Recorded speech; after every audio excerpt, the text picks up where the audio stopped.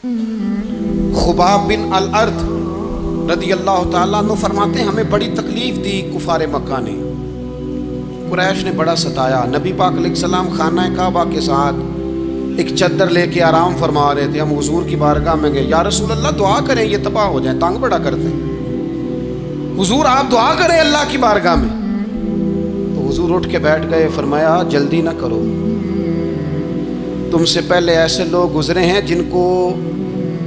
گڑوں کے اوپر رکھ کے نا تو آروں سے کاٹ دیا جاتا تھا، وہ دو ٹکڑے ہو جاتے تھے۔ فرمایا جلدی نہ کرو،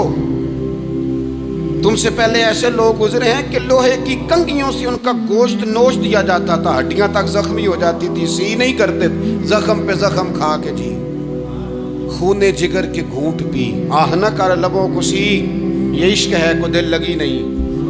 کہا خبیب تھوڑا صبر کرو، اور پھر حضور فرمانے لگے خبیب یہ بات یاد رکھنا، جو دین میں لے کے آیا ہوں یہ غالب ہو کے رہے گا، یہ غالب ہوگا، غالب۔ وہ ابو سفیان جو میدان احد میں کہتے تھے فلاں بھی ہم نے مار دیا، فلاں بھی مار دیا، جب 10,000 کا لشکر لے کے نبی پاک گئے تھے نا دوبارہ واپس، 10 سالوں میں 3 لوگ لے کے حضور مکے سے آئے، اور 10,000 کا لشکر لے کے جب دوبارہ گئے نا، ابو سفیان کہنے لگے لڑنا ہی نہیں، کیونکہ جس شان سے معصوم آمنہ آئے ہیں لڑنے والی بات ہی کوئی نہیں، طاقت ہی نہیں، آنکھ نہیں ملا سکتے تو ہاتھ کیسے اٹھائیں گے۔